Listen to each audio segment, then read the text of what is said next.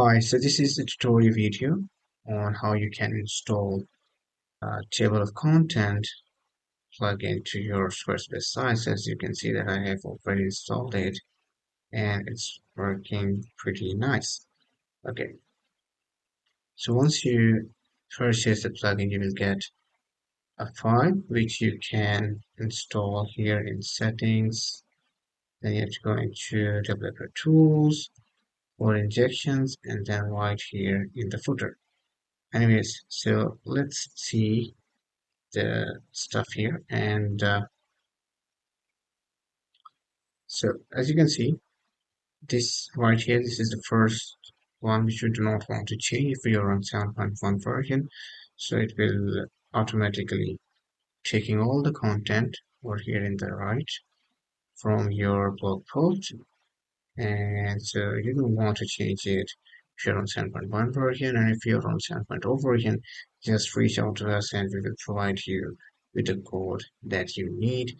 This is because 7.1 has different structure for each template. Now moving on, the second option right here is for the selectors. So as you can see, I've added h1, h2, h3 and h4.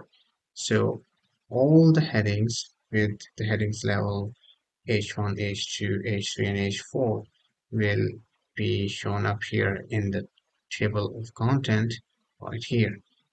So if you, for example, do not want to show h1, you can just remove that, or any of these. If you don't want to show them, you can remove them. Alright, so moving down to the third option, which is the offset. So for example, if you see upon clicking, let me just zoom out upon clicking this. So this is the offset above this one, this heading right here. So which is set to 0. So if you're for example having a fixed header, you will want to change it to, for example, 150, which is I think the standard for standard one. So you can make it 150 and it will have automatically have 150 offset above the heading. Now beneath are some advanced user stuff which you may not want to change unless you know what this is for.